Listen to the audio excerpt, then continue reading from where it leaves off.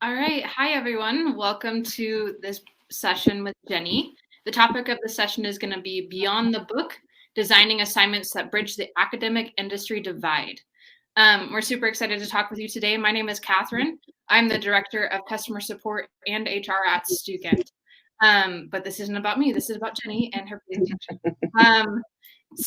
A little bit about Jennie before we get started. Jennie Donohue is a award-winning public relations and integrated marketing communications professional turned professor.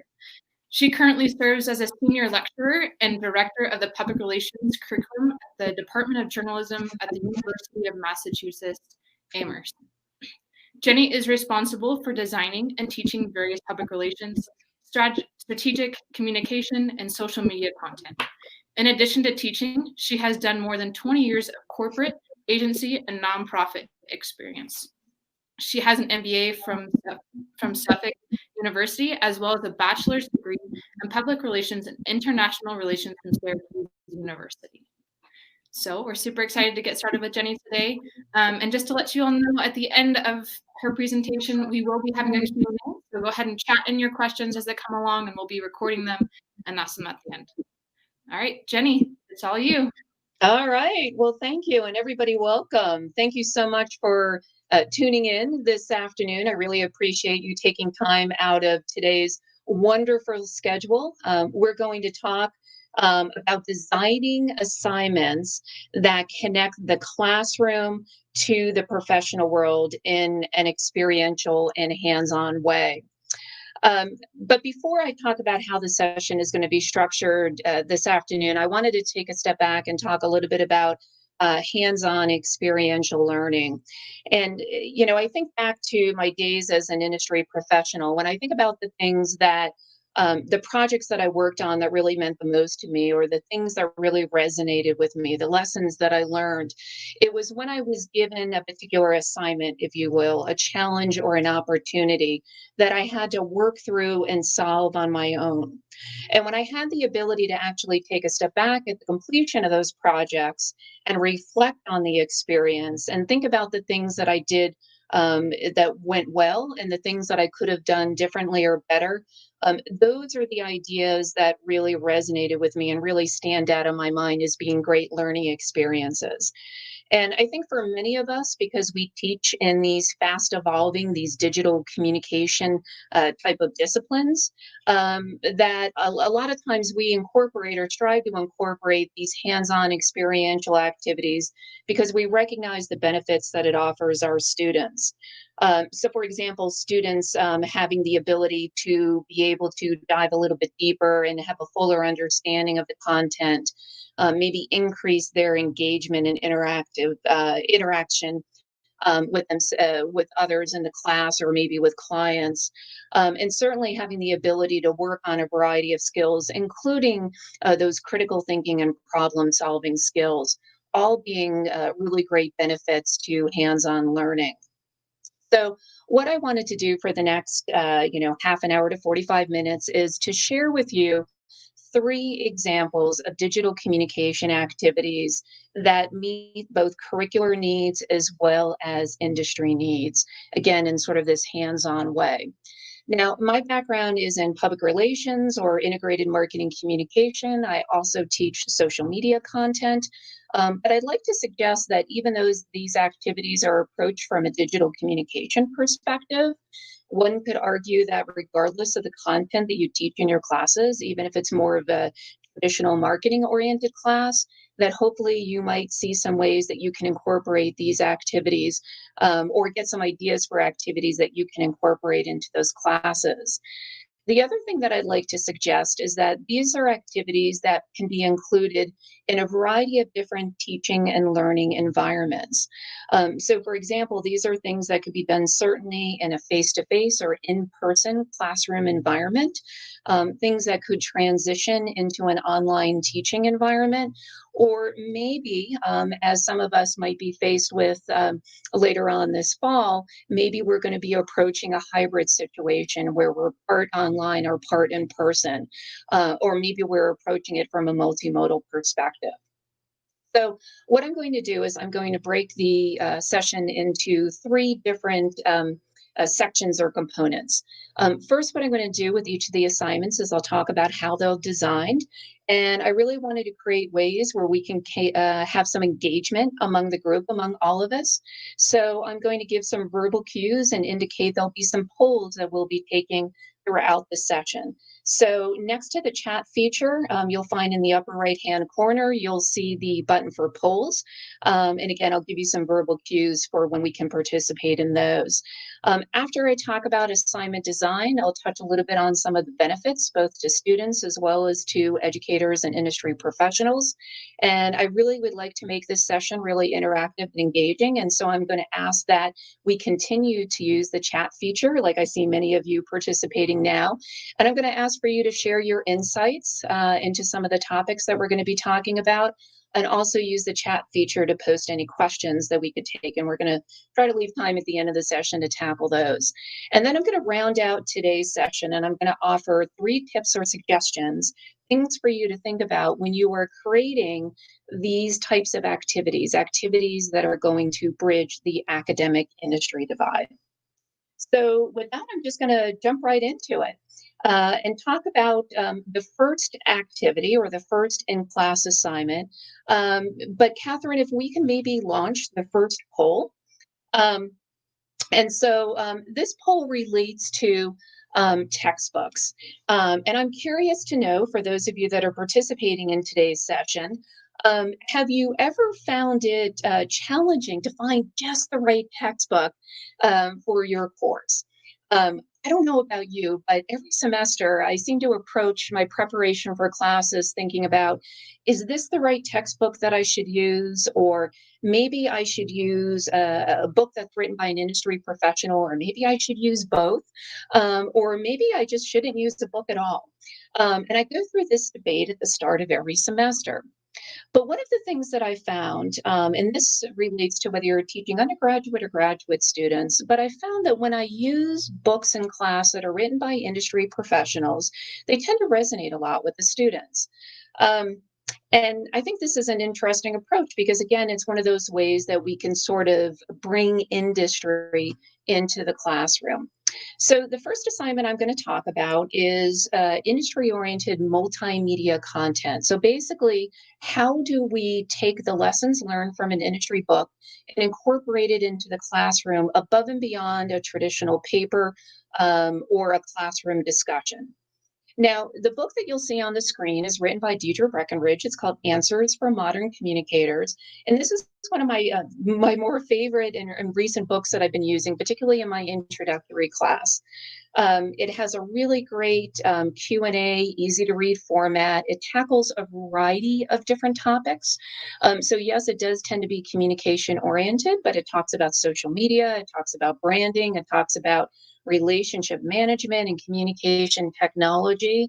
But my hope is that whether you feel that this is the right book that fits for your class or not, you can see ideas for other industry-oriented books that you can incorporate into your class.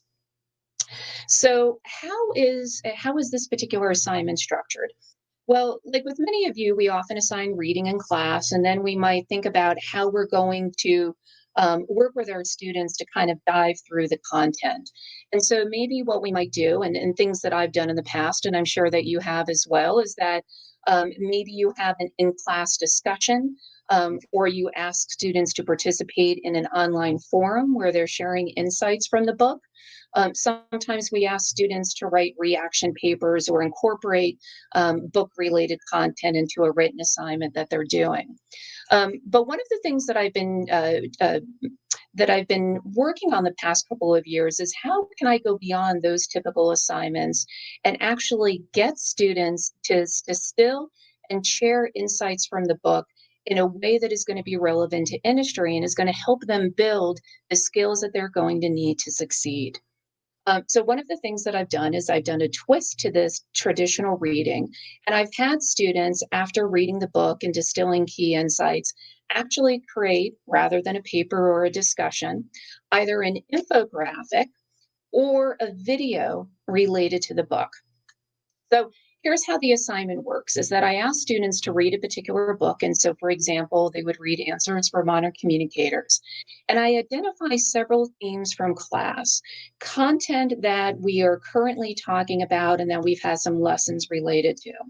And I tell the students that they could pick at least one of these themes. And as they're reading the book, they have to identify insights from the book that link back to those themes. But I take it one step further, and what I do is I schedule either an in-person or a virtual speaking session with the book author, in this case, Deidre Breckenridge. And that's something that I would encourage everyone to think about because I found that more times than not, the answer is yes. And that's when I'm using a book written by an industry professional. I might reach out to them and say, hey, we're using the book in class. I'd really love to have my students have an opportunity to interact with you. Would you be willing to be a guest speaker? And so, in full disclosure, I've been collaborating with Deidre for several years now in a variety of different classroom activities and assignments. And she's always been very willing to interact with my students, which I think is a great way for them to not only to do some networking and to hear from an industry professional, but they also get her take on the book content. They can ask questions, get clarification, and really get more insight before they actually complete their assignment, which again is to either create an infographic or a video. Now, I'm a huge proponent for having layered approaches to assignments or many different ways for students to enhance their learning. And so, one of the things that I found when I'm doing either the infographic or the video portion of this particular assignment is that students come to the classroom with various level of multimedia skills.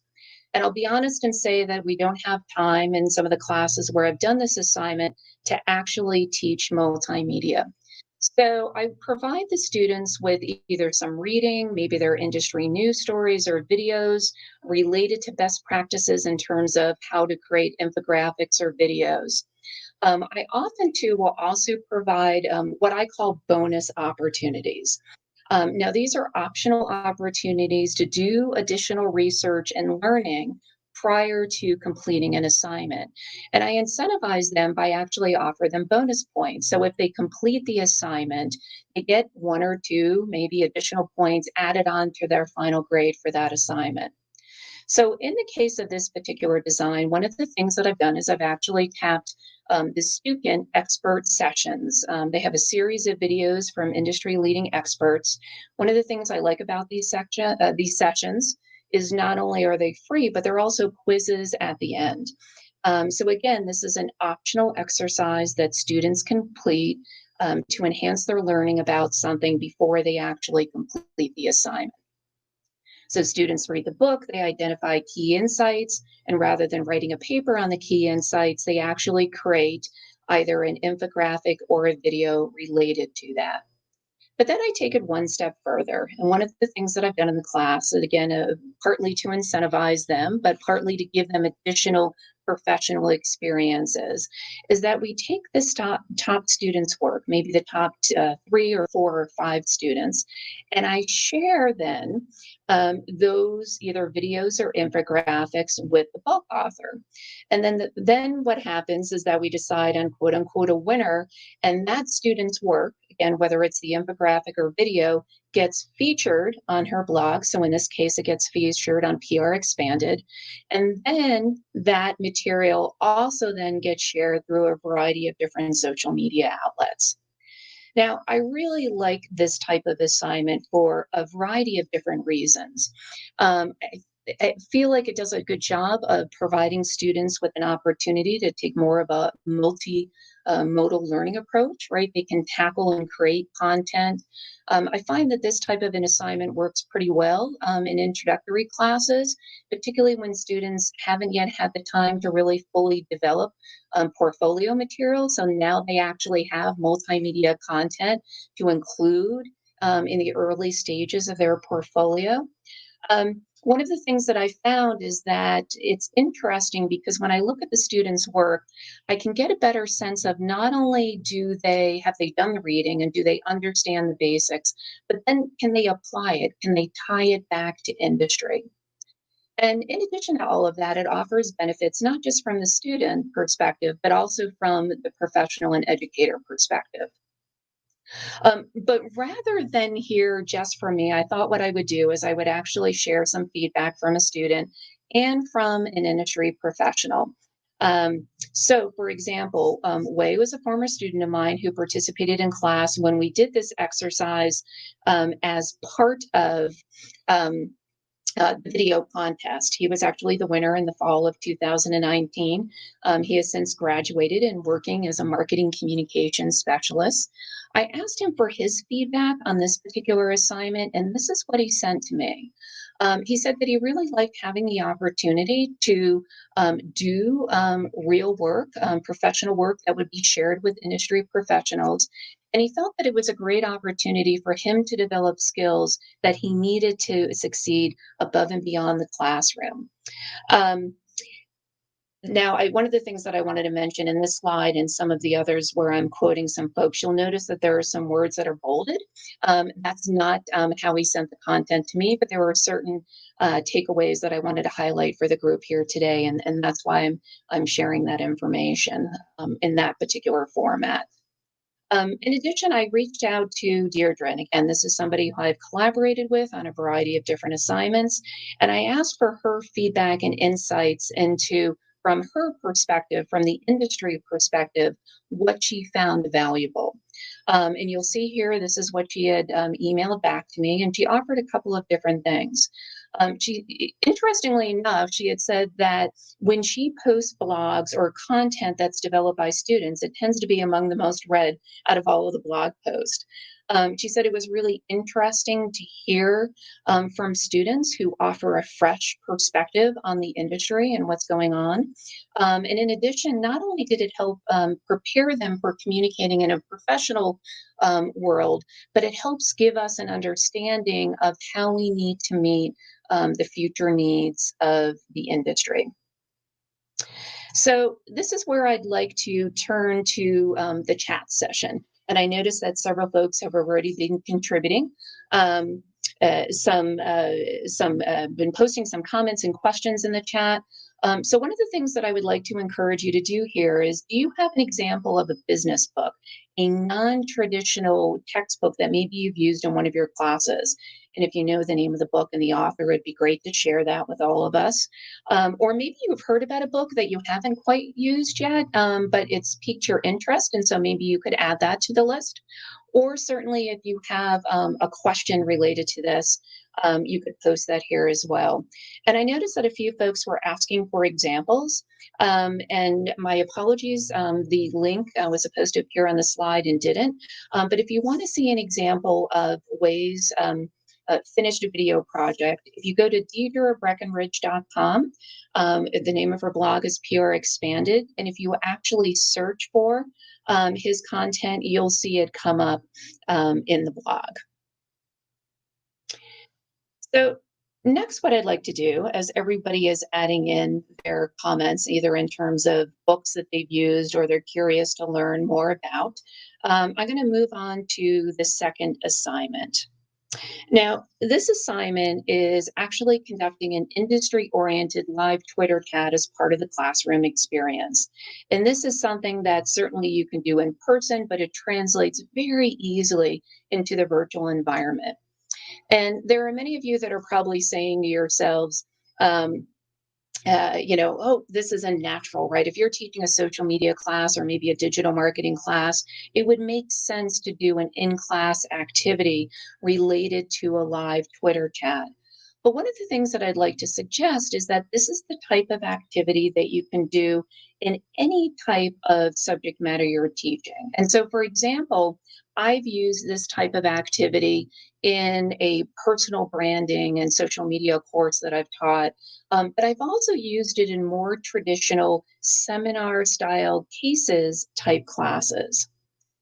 So at this point, I'm just going to give everybody a heads up. And Catherine, if we could launch our next poll. I'm curious to know if any of you that are viewing today's session have ever had an opportunity to conduct a live Twitter chat as part of the classroom experience.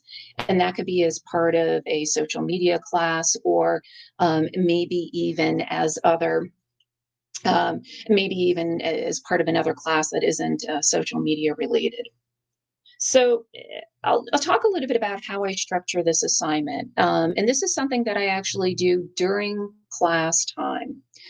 It starts with identifying the right topic and the right questions to ask. And there are a lot of different ways that you can approach this. Sometimes there are particular insights or lessons, content that you really want your students to learn. And so sometimes I've structured Twitter chats during class where we've talked about managing online community or relationship management. Or what you might find is that maybe you actually want to collaborate with students and you want them to actually brainstorm and come up with topics, something that is industry related and really relevant to them. So maybe it's how to prepare for an interview or tips for landing your first internship or job after graduation. And again, you can approach how you come up with the questions for the Twitter chat in the same way. These are questions that either you as the educator can write yourself, or you could collaborate and brainstorm with your students to come up with them. It's interesting because when we teach digital natives, students that are familiar with social platforms, you would think that they would actually have and taken advantage of experiences like this. But one of the things that I found in the courses that I've taught is that there aren't always students that have either used Twitter as a platform before, either for personal or professional purposes, and very few, if any, have actually participated in an industry oriented chat. And this is one of the things that Leo was just touching on very briefly in his earlier session, this idea of participating and being part of online communities because it's a great way to learn and to network. And so the same can be said for using this approach in the classroom experience and having students have those same advantages.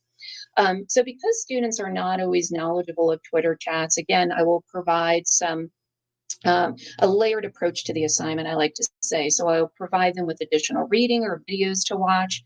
For example, maybe best practices for how to engage and participate in a Twitter chat. Again, I like to add in these bonus opportunities. And so one of the things that I found, another example of a company and courses that I like, HubSpot, I've been using for a while now, and they have a lot of really great free either individual courses or certification programs where you can incentivize students to self-direct their own learning. They earn a certification that they can put on their resume or add to their LinkedIn profile. Plus, it gives them additional resources to tap before they actually do this type of exercise. Also in class, we'll talk about free tools that maybe they're familiar with or not familiar with. So for example, one of the tools that I've used in class with the students participating in chats is something like TweetDeck. So giving them an opportunity to be involved in the process, to know what the topic is, the question is, being able to have some additional time to research and create content is helpful before we actually go into the trial chat. Now, one of the things that I encourage with students, because again, we're teaching in these fast evolving multimedia type of industries, is I tell them that it's not just about the written content, the tweeting, right, that they're going to share, but they're also responsible for incorporating a variety of different multimedia content into the content that they're going to share. So then we come to class time, and this is when we're actually going to do a trial chat. And again, I love to think about opportunities for students to actually try something in a little bit of a low pressure environment before they're actually either graded for the work or participating in an industry oriented chat. And it was interesting this semester because I was in the process of doing this with some of my students as part of a larger project that we were working on. And literally, this assignment hit at the same time that my university was shifting to remote learning. So, one of the things that I found and that I would really recommend, particularly if you're doing this assignment in class and you're doing it virtually, is to make sure that you set some ground rules ahead of time. So, for example, official start and end times. And making sure then that at a certain time, all of the students log back into whatever platform. In this case, we were using Zoom to communicate.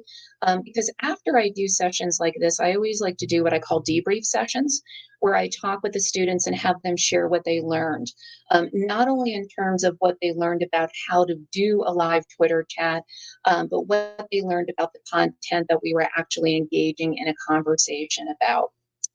Now, sometimes when I'm doing these activities, I might invite students from other classes or industry professionals to be part of the trial. Other times, I might either encourage or require that students then outside of the classroom actually go and participate in an industry oriented Twitter chat to continue to build these skills. Now, again, this is an assignment that would be a natural fit for a social media digital marketing class. But I've really enjoyed doing them as part of other classes where it doesn't seem to be a natural fit because it's a great way to engage in a conversation with the students in a fun and interactive way. I like the fact that they're not only developing multimedia and other sort of technical or hard skills, but it's also challenging them to develop their soft skills. And this is something that I've also seen come up in a couple of the other sessions this morning. So even if students are doing research and they're preparing answers to the question before the Twitter chat, they're still engaging in real time. They still have to be adaptable to the conversations that are going on around them. And one of the things, again, that I like about this particular assignment is even though it's part of the classroom experience, a way of engaging in a conversation that's linking content we're talking about in class with what's going on with industry, it's a tool that the students can then take away and use as part of the classroom experience. Um, Again, I thought what I would do is actually share with all of you some feedback from one of my students. This is Hannah. She's been a student in a couple of my classes. She's somebody definitely to keep your eye on, has been doing really great things, and I'm excited to see what she's going to be doing in the future. At the end of our trial Twitter chat, this is a tweet that she shared with everybody. And I think it was interesting that she talked about that she was really thankful for the skills that she learned and was excited to use them in future chats. As I was preparing this presentation, I reached back out to Hannah and I asked her if she would share with me her thoughts or insights into what she took away from the assignment after we had completed it. And so this is what she emailed to me. I think it's interesting. A couple of things that I wanted to highlight is she talked about how it really made her sort of jump out of her comfort zone. It gave her more confidence in connecting and speaking not only with her peers, but also with industry professionals. And something that maybe she was a little bit nervous about before doing the trial, she found it really easy, a really easy way to build connections and engage in conversations with others. So, what I'd like to do is again encourage everybody, and I know I've seen a lot of great comments in the chat feature. I'd like to encourage all of you. Is there an industry oriented Twitter chat that maybe you participate in or that your colleagues participate in that you would recommend your students get involved in? Or maybe at this point you have a particular question that you'd like to ask. And again, so I would encourage you to post those in the chat room now, and we can tackle some of those things when we come to the end of the session. So, activity number 3. Um, this is this is a sort of an interesting assignment because it relates to having students not only have knowledge and understanding of industry issue and trends, but the ability to be able to communicate about them in not only a curricular way, but also in regards to how it's going to help them in industry. Um, so one of the things that I should probably in full disclosure say, this is a way of talking about and teaching digital communication in a non-digital way.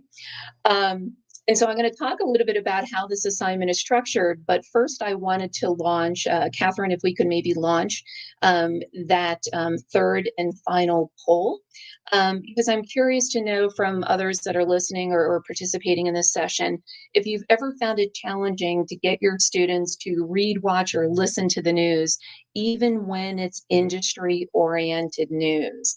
I know that I have. So at the beginning of every semester, I always share with students a list of trade organizations, websites, blogs, publications that they should be reading on a regular basis.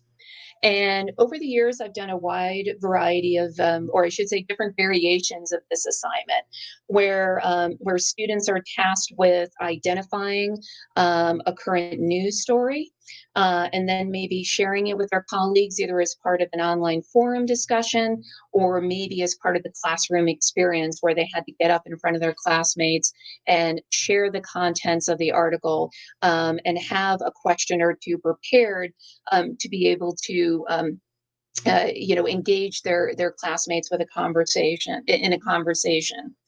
But I wanted to do a new twist on it this semester. And I'll be very honest and say that the time in the semester when this particular assignment came up is when my university was transitioning into remote learning. And so we weren't able to do it as originally envisioned. Again, I think there are ways that you can do this in both an in-person and online environment. But one of the things that I was trying to tackle with this assignment was not just to have them talk about it, but to really help them develop those soft skills.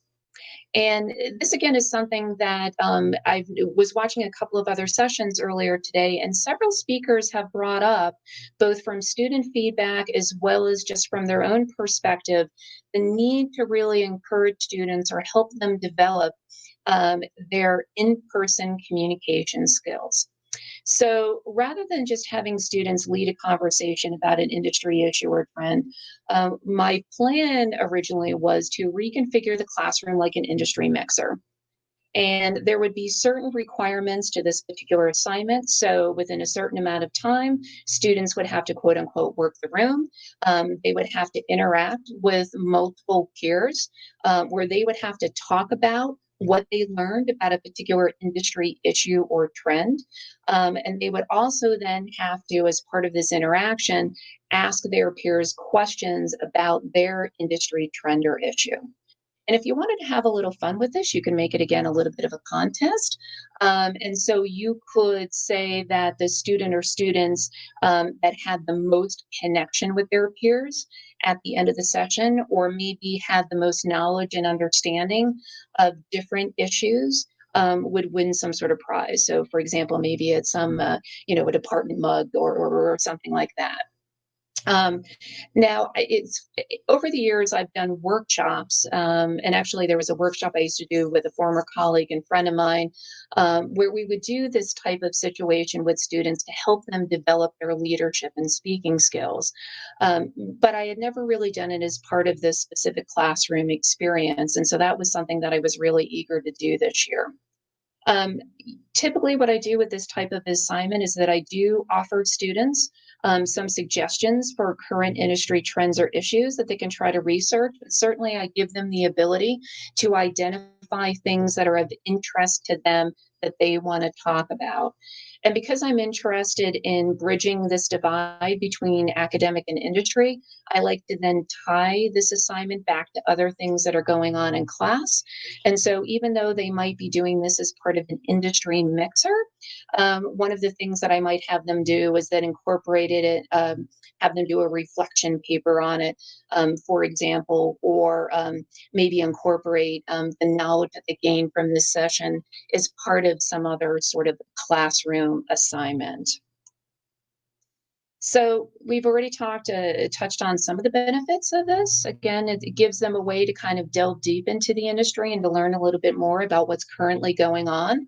I like the fact that it's getting at some of those soft skills.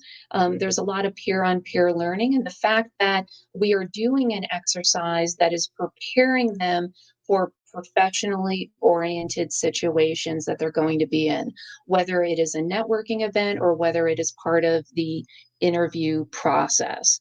Now, again, this is something that I really wanted to do in an in-person, hands-on environment, but this is something that you could potentially transition into a remote or online setting, maybe again using different chat rooms or breakout rooms for students to be able to interact and engage with each other. So, in the last few minutes before we have time for hopefully a couple of questions, I wanted to share three tips or insights. My hope is today that maybe one or more of these activities resonated with you. Maybe it's something that you've done before. Maybe it sparks an idea for something that you can do in the classroom. Or maybe you just want to take some of this and sort of take a step back and reflect on it, and then think about coming up with your own types of assignments. So, three things that I would suggest keeping in mind when you are designing these types of activities. The first is starting at the end. And the way that I like to think about this is actually putting it back in the context of industry. Because when we think about any business or marketing or public relations, social media discipline, we always talk about being strategic and critical thinking. And we talk about the importance of knowing what your goals and objectives are before you put together a plan and create content. The reality is that you have to know where you're going in order to know how to get there. And so I would like to suggest that the same thing can be applied to when you are designing assignments. We have to think about the learning outcomes of the assignment. What is it that we want the students to know or to take away from the experience? Is there particular content that we want them to analyze, or is there something in particular that we want to create? If we understand what the learning outcome is first, that should be the first step, and then designing an assignment that is going to be able to accomplish that, but do it in a professionally oriented way. Tip number two is this idea of embracing continuous learning. And again, this goes back to we all teach in disciplines that are really fast evolving. And basics may stay the same, but the tools that we use, for example, might change.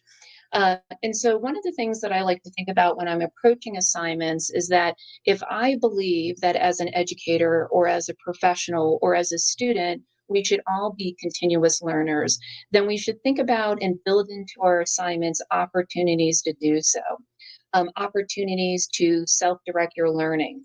To take a step back and reflect on the experience, to try something and have the freedom to try something that they haven't done before in a way that they're going to feel confident about doing it in the future. And then the third and final tip I'd like to share is just talking about helping students understand and see the connection between what they're doing in the classroom in terms of these activities and how it applies to the real world. And so oftentimes what I'll do with students is I will talk with them about what is the purpose of this particular assignment? What do I want them to take away from the experience? Oftentimes, I will talk with them about how they can actually take these activities and how they can talk about them when they're in an interview situation. And in some cases, I might actually even write out bullet points and include them in a syllabus or other materials and say, this is how you can actually put these types of activities on your resume to show that it's not just class concepts that we're talking about, but that we're developing these skills in real hands-on way. And so that's all I have for all of you today. I think I'm just looking at the time. I think we have maybe, Catherine, you'll have to tell me, hopefully have a couple of minutes for questions. I would like to thank everybody for coming today. There are so many great sessions. It's so great to be able to interact and to share ideas with each other. And I would really love to keep the conversation going. So certainly you'll see here in the lower left-hand corner, I'm on Twitter. I would love to be able to connect with you there. But I also wanted to share my email address at UMass and would love to keep the conversation going that way. Great. Thank you so much, Jennie. Awesome presentation. I love the way that you're able to connect everyone. The chat has been flowing this entire time, so it's been very interactive. So great job on that. Okay, moving into our Q&A, we do have quite a few questions. So we will get to as many as we can. And then, Jennie, if it's okay with you, just have people reach out to you via email or on Twitter with any other questions that is out there. So let's go ahead and get started here. So the first question we have for you is, can you recommend the how-to resources you provide to students to help them create infographics and video? Yes. Okay. So I'd have to go back through my notes, and I could certainly email them or share them with you. I'll be honest and say that I update them. At the start of every semester that I do an assignment like that, I try to look for content that's as fresh and current as I can. So a lot of times I'll go to industry sources. There might be an article from a trade publication or a blog. Providers, again, sessions like Stukin or HubSpot, Hootsuite, again, depending on the type of whether it's an infographic or a video. There's a lot of really great articles out there, helpful tips and guidelines. One of the things too that I think about is that I do talk with my students about how I'm going to be reviewing and evaluating their work. And so we do talk about some basics. I'll be honest and say that the goal of these assignments is, even though the outcome is multimedia, really what I'm looking for is their ability to be able to take insights and communicate them in a way other than the written word. So how can we visually share that same information? Thank you for that. Let's see, jumping into the next question. The next couple ones are about the second Twitter activity that you proposed there. So one of the questions was rubrics for grading. What kind of things are involving that? Yes. So that's a really good question. What I've done in the past is I'll be honest and say that I don't typically grade this individual assignment, but that is part of, say, for example, their participation grade, or that it is something that they can earn bonus points toward other portions of their grade. So, for example, if I'm setting up this assignment where I want students to really collaborate and be part of the process in terms of picking the topic and coming up with the questions, I might look at what their contributions were, how often they contributed, resources that they shared with their fellow students. If I'm using it as part of a social media class, then typically I do the trial in class first. And then at the end of the semester, what I've done with students is I actually have them self-evaluate their contributions, particularly on social media. And I give them a series of questions that they need to address. And then I factor in their participation as part of their self-evaluation. So I don't necessarily have a dedicated rubric just for the Twitter exercise.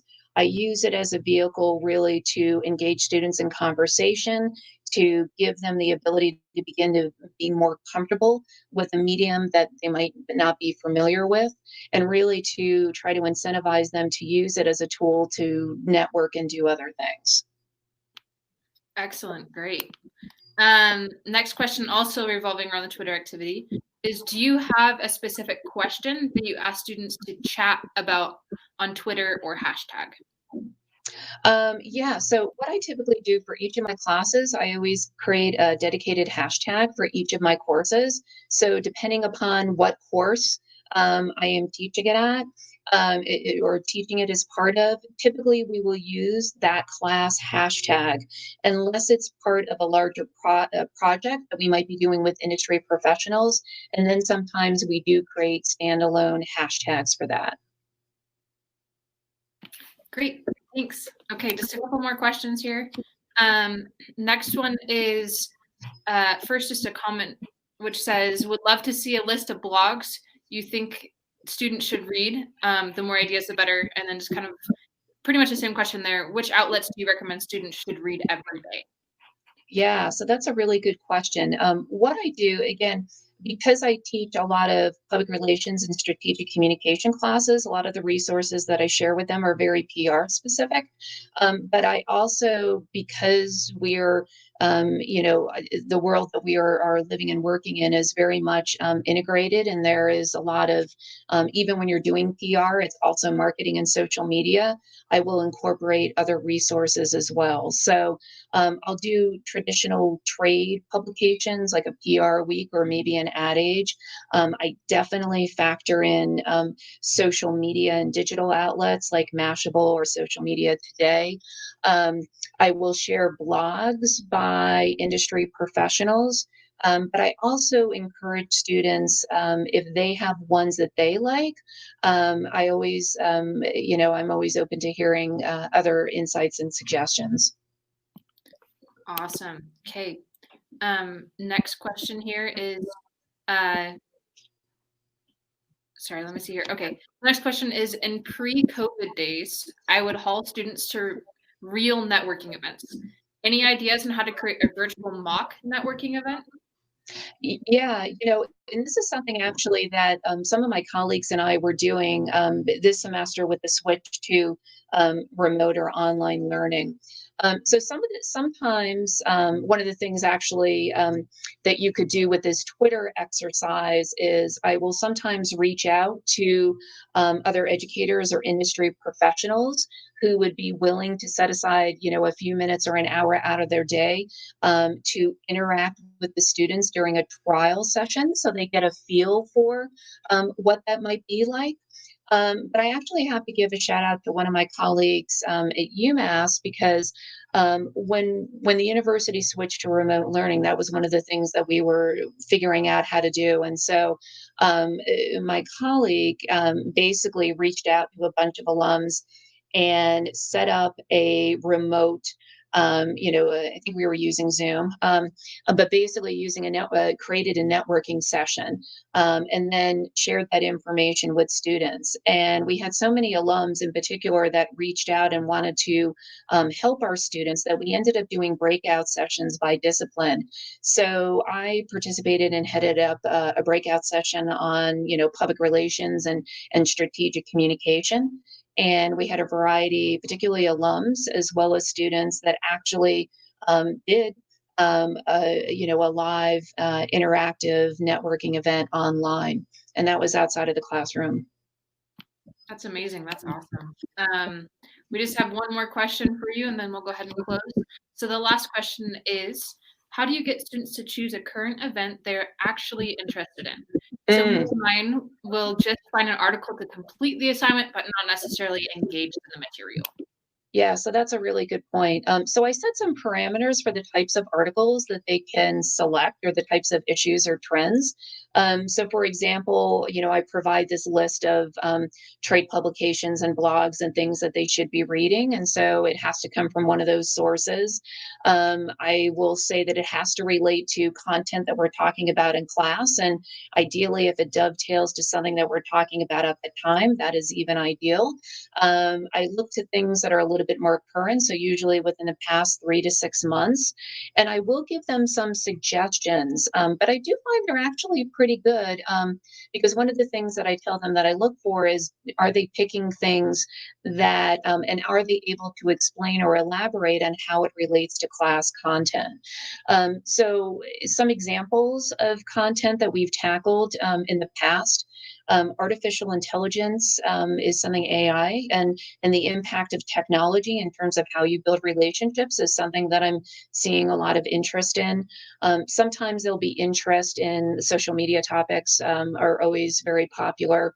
And then also too, I'm seeing a lot of interest from students in diversity. So what does the industry look like? What are jobs? How diverse or not diverse it is? And so I find that we do a pretty good job of having some really interesting conversations that relate to the course, but that also tie back to things that we're currently seeing covered by trade organizations and publications. Awesome. Thank you so much, Jenny. Those are all the questions that we're going to have time for today. Again, to everyone, if you have any additional questions, feel free to reach out to Jenny. Just wanted to remind everyone that in about 10 minutes from 2 o'clock to 3 o'clock Mountain Standard Time, there is another networking session for all of us to attend, which is going to be great. And then we do have expo booths open until 4 p.m. Mountain Standard Time today, so just another couple hours. So thank you all for attending the session with Jennie. Again, Jennie, fantastic job. Thank you so much for all that you do. Thank you, everyone. Thanks so much, and I look forward to continuing the conversation.